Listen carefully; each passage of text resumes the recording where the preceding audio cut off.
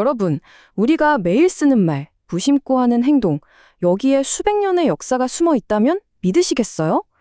오늘은 알아두면 잘난 척하기 딱 좋은 우리 역사문화 사전을 바탕으로 교과서에는 절대 나오지 않는 우리 삶 속 진짜 역사 이야기를 한번 파헤쳐 보겠습니다. 역사?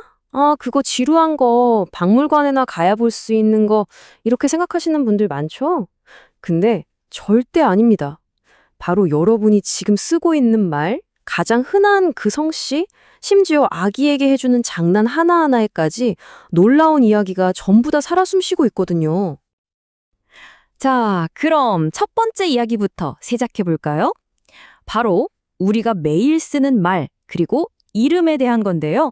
아마 들으시면 와, 진짜 하실 거예요.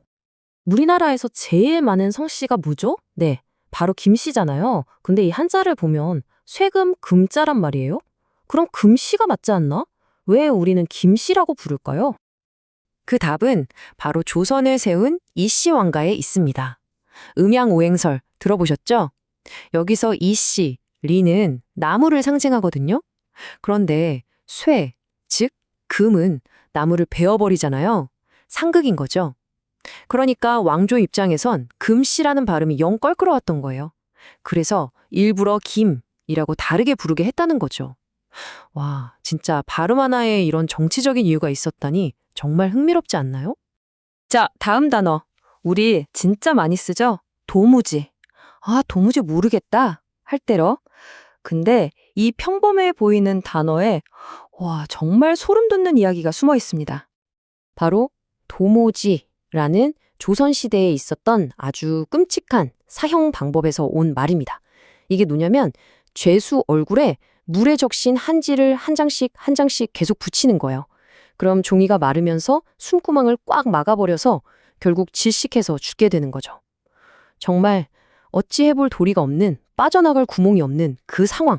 거기서 도무지라는 말이 나온 겁니다. 돈 한 푼 없을 때 우리 뭐라고 하죠? 아, 나 땡전 한 푼 없어 이러잖아요. 여기서 말하는 이 땡전, 이게 도대체 뭘까요? 그냥 오래된 돈이라는 뜻일까요? 이 땡전의 정체는 바로 흥선대원군이 발행했던 당백전이라는 화폐입니다. 왜 만들었냐? 경복궁 다시 지으려고 돈이 필요해서요. 근데 문제는 이게 명목상 가치는 높은데 실제 가치는 거의 없는 말 그대로 깡통화폐였던 거죠. 이걸 막 찍어내니까 나라 경제가 어떻게 됐을까요? 그냥 박살이 났습니다. 물가가 미친 듯이 오르고 결국 이 당백전은 그냥 쓰레기, 휴지 조각이 돼버렸어요. 그래서 가치 없는 돈의 대명사 땡전이 된 겁니다. 자, 이번엔 말에서 좀 벗어나서요. 우리의 행동 그리고 풍습 속으로 들어가 볼게요. 우리가 그냥 당연하게 해왔던 것들, 여기엔 또 어떤 지혜가 담겨 있을까요? 혹시 아기 키워보신 분? 그럼 무조건 아시죠? 도리도리, 짝짝꿍. 우리 아기들한테 다 해주는 거잖아요. 그냥 아기 달래는 간단한 놀이 같죠? 천만에요. 여기엔 어마어마한 철학이 담겨 있습니다. 이게 글쎄 단군 시대부터 내려왔다는 단동시푼이라는 일종의 왕실 교육법이었대요. 진짜 놀랍죠.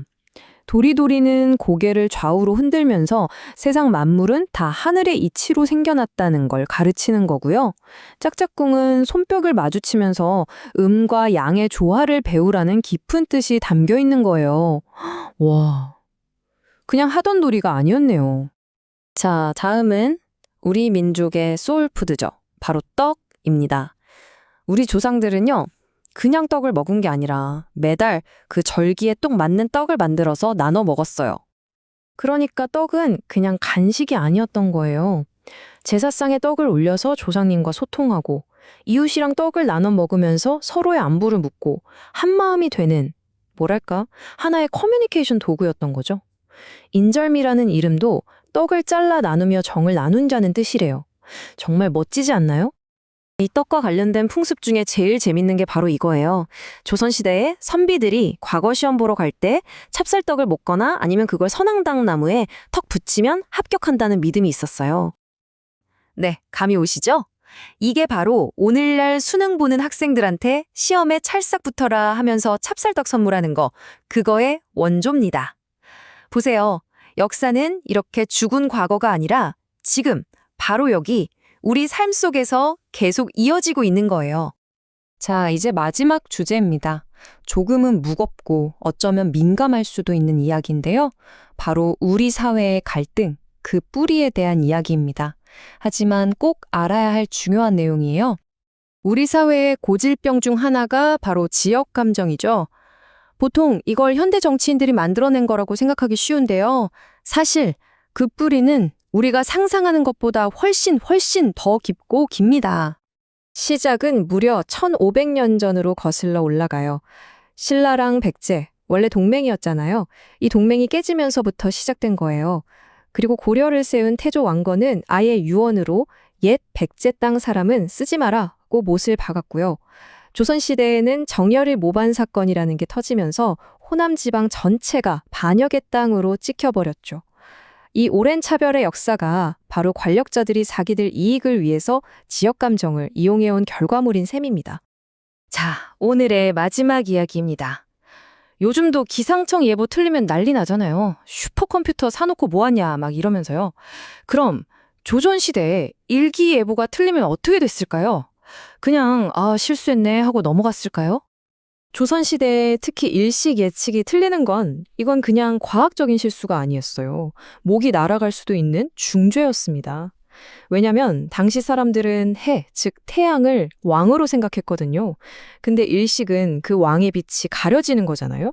그러니까 이건 하늘이 왕의 실정을 꾸짖는 경고다라고 백성들이 받아들인 거죠. 그래서 예측을 틀린 관리는 왕을 기만하고 백성을 혼란에 빠뜨렸다는 죄로 파면은 기본이고 심하면 목숨까지 잃을 수 있었습니다. 과학이 곧 정치였던 시대의 모습을 아주 잘 보여주죠. 자, 오늘 어떠셨어요?